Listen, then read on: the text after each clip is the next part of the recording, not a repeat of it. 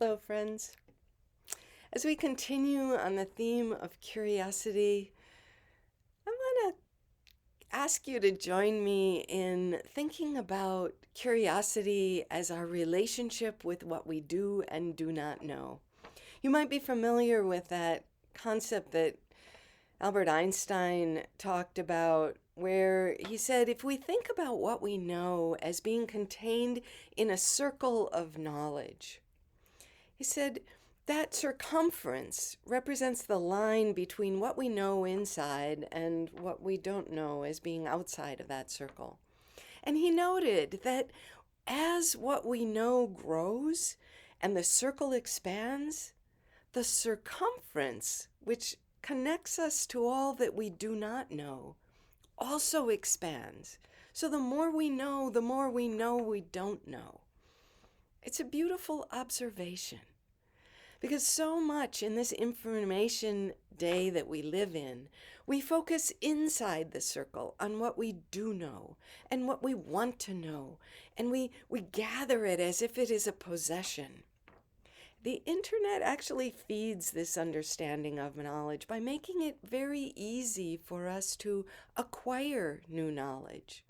Some people say that we are missing that information gap, which is the gap between the moment we ask a question and the moment we have it answered. And in that gap, they say, is the richness of experiencing curiosity and the cultivation of our investment in learning. I like to think of this with a to-do list that somebody recovered from Leonardo da Vinci's notes from over 500 years ago. Apparently, he made this to-do list, and it really predictably names things he wants to know and what he will have to do to acquire them. I share with you a roughly translated version of this to-do list. It begins by saying, calculate the measurement of Milan and the suburbs. Find a book that treats of Milan and its churches, which is to be had at the stationer's on the way to Cordusio. Discover the measurement of Corte Vecchio, which is the courtyard of the Duke's palace. Get the master of arithmetic to show you how to square a triangle. Get Messer Fazio, who was a professor of medicine and law, to show you about proportion. Get the Brer friar at the Benedictine monastery to show you De Ponderibus, a medieval text on mechanics. Talk to Giannino about the means by which the Tower of Ferrara is walled without loopholes. There's a note here that nobody really knows what Da Vinci meant by that. And the list goes on, including such small things as draw Milan. I love this list because it points out that acquiring knowledge, satisfying our curiosity, is at its core a relational thing. It calls us into relationship not only with what we want to know, what we want to learn, but with those who can teach us, who can tell us. It also calls us into relationship with our own experiences. So curiosity is deeply relational and experiential at its very best. These things can happen on the internet, but we have much less investment in them. And there can be a way in which we are sometimes led into dead ends, thinking that we actually know the answer to our question, instead of being guided toward another question and another question. When I work with writers, sometimes people talk about that advice that I think once came from Mark Twain, to write about what you know. And sometimes writers say to me, what if what I think I want to write about is what I don't know? I said, that is great. Follow that inclination. Toni Morrison once said, "People say to write about what you know. I'm here to tell you no one wants to read that." She said, "Because you don't know anything. So write about something you don't know, and don't be scared ever." Her writing and so many wonderful writers remind us of the gift of writing from what you know and letting it carry you beyond.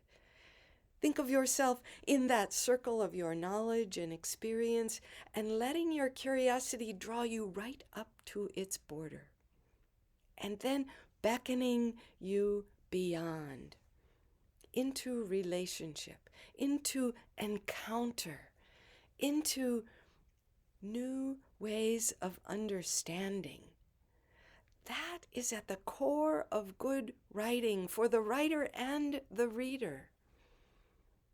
And it is at the core of good living, because we start where we know things and let that carry us to the border, to the boundaries of what we know, and beyond, into encounter, into relationship.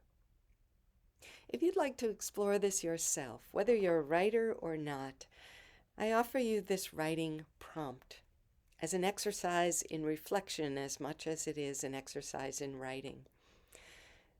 Let yourself begin with the title, "Things I Do Not Know," and then make a list. If you like poetry, this might become your own poem, a list poem. Things I do not know, and just list them one after another, letting each one lead you to another. Each one an open invitation to peer into what you do not know. Or if you want to write this in paragraph form as a prose poem or just as a reflection in your journal, begin with one sentence, something you don't know, and then let that one lead you to another thing you don't know. Not answering the questions, but following a path into your unknowing, your not knowing, which is a path of curiosity, a path of wonder, a path of encounter and relationship. As you practice this art of not knowing, I just want to notice that we are living in a time of great unknowing. Let this practice help you stay in relationship with the curiosity that can greet this time with an open mind and an open heart. Friends, be steady, be strong, but don't let that strength and steadiness keep you inside the circle of your knowing. Let it beckon you to the border, to peer into and step into your own encounters with what lies beyond. Take good care.